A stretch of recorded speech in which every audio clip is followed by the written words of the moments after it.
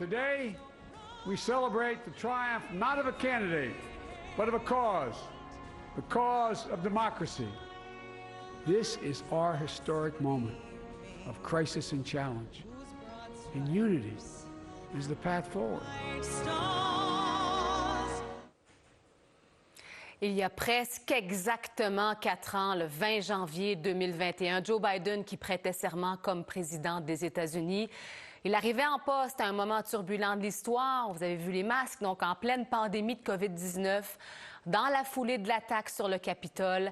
Après 4 années passées dans le bureau ovale, il écoule maintenant ses derniers moments à la Maison-Blanche. Les bilans et les analyses de son héritage ne font que commencer. Et ce soir, on a choisi de vous proposer un arrêt sur certaines images marquantes de sa présidence, choisies par Martine Saint-Victor. Elle est stratège en communication, directrice générale d'Edelman.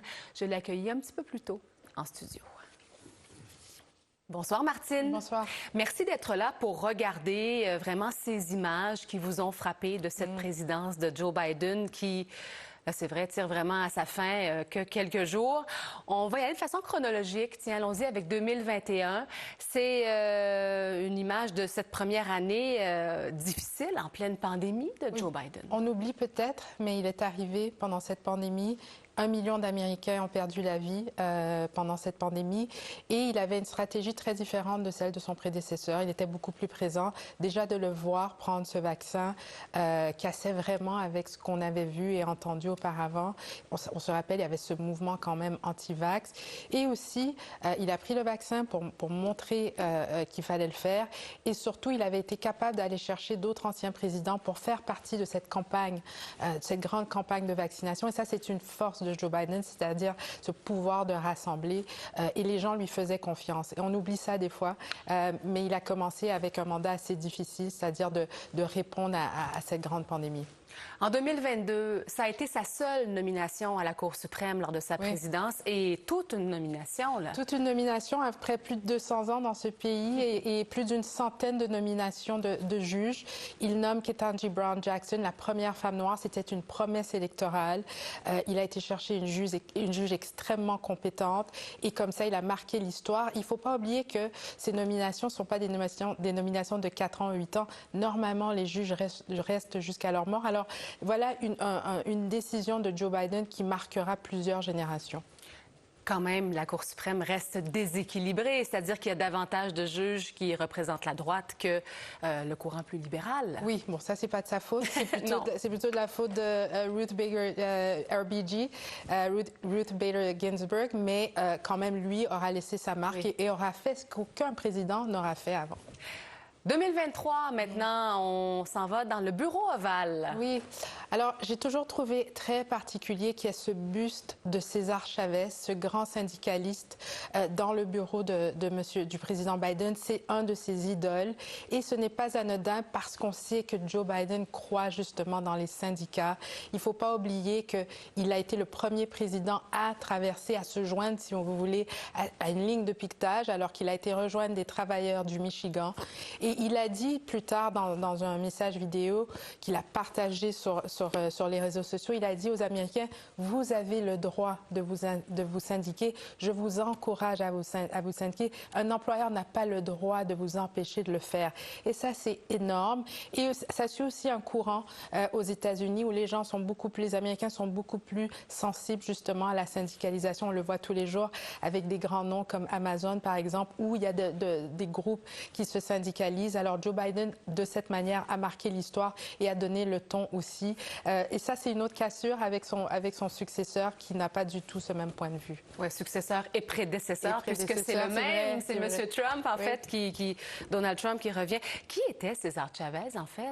César Chavez était ce grand syndicaliste, surtout connu pour son travail avec les fermiers en Californie.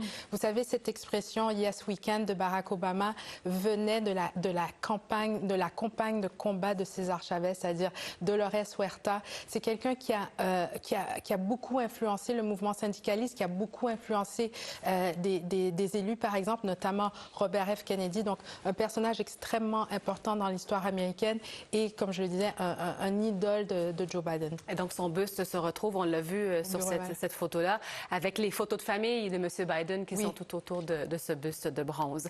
2024, Martine, c'était la dernière année de cette présidence et il y a vraiment eu un point de bascule en 2024 pour M. Biden. Oui, bien sûr, il y a ce très mauvais débat. Et on voit M. Biden affaibli, on le voit sortir atteint de la COVID, mais aussi avec tout le poids de ce que représente ce mauvais débat, avec un choix difficile à faire qui a tardé, évidemment, ce choix de passer le flambeau. Malheureusement, c'est l'image, une image récente, donc qui reste beaucoup plus que, par exemple, cette image où on le voit prendre le vaccin. Donc, ça fait partie de son héritage, pour le meilleur et pour le pire, surtout pour le pire, puisque la résultante n'est pas ce qui était souhaité par le Parti démocrate. Donc ça sera à suivre, mais malheureusement, ça fait vraiment partie du bilan du président Biden. Oui, et c'est ce qui a changé la suite, en fait. C'est ce qui a dessiné la suite que l'on connaît maintenant, qu'on ne connaissait pas à l'époque.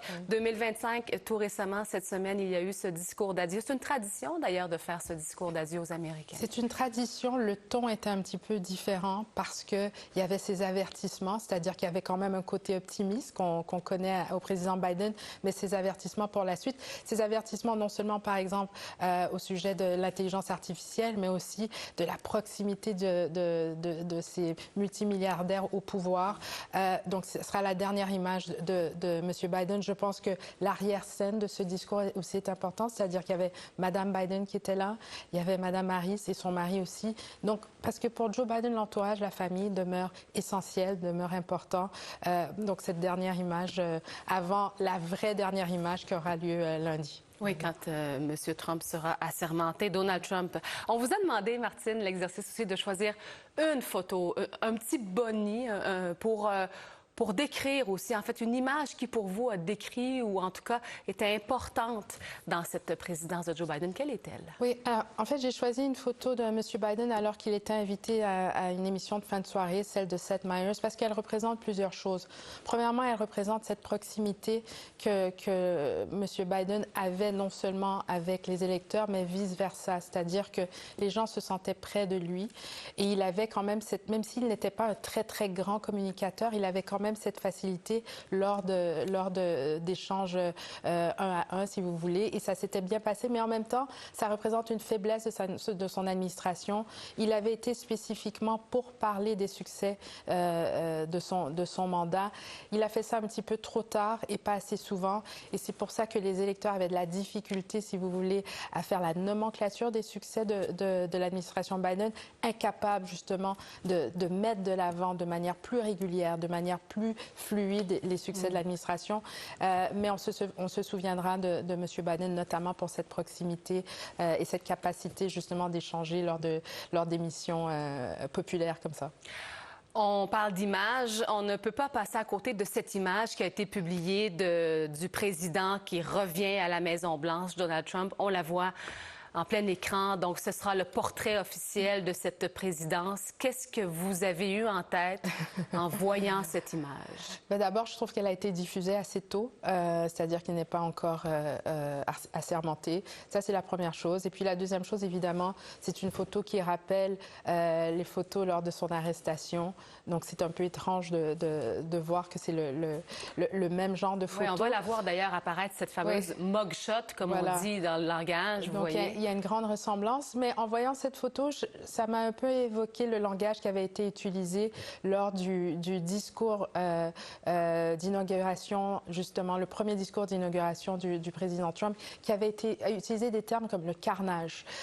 C'était très sombre comme discours. Cette photo m'a fait penser à ce premier discours d'inauguration. Il faudra voir s'il y aura un petit peu plus d'optimisme dans ces mots lundi, mais une photo très différente pour un président absolument différent. Oui, 2021. Puis on va voir aussi son premier portrait officiel, donc en 2017. Oui, l'heure est grave. Il a été élu en novembre 2016, la première fois. Vous voyez la différence et même le traitement de la photo. Même le traitement de la photo, le président Biden nous disait a partagé un avertissement sur l'intelligence artificielle. Je ne sais pas si on a eu dans cette photo, mais elle a été clairement travaillée différemment que les autres. Écoutez, il y a 8 ans de différence, les choses ont changé. Il faudra voir si cette photo est emblématique du message que M. Trump partagera lundi. Lundi, jour d'assermentation, et puis ça va se faire de façon différente cette fois-ci parce que M. Trump, Donald Trump, qui a dit finalement, ça va se passer à l'intérieur, au Capitole, dans la rotonde. Oui, il fera très froid. Ça rappelle aussi ce que M. Reagan avait fait en 1985. Oui. Mais j'ai trouvé intéressant dans le message de M. Trump, lorsqu'il a expliqué sa décision, il a dit, vous savez, ça fera un meilleur spectacle à la télévision, ça sera mieux pour les téléspectateurs. Et on retrouve le Donald Trump très soucieux de l'image, très soucieux de ce côté télégénique de tout ce qu'il fait. Donc, ça sera à suivre pour voir ce que ça va donner lundi. Absolument. Merci beaucoup, Martine. Avec plaisir. Au revoir.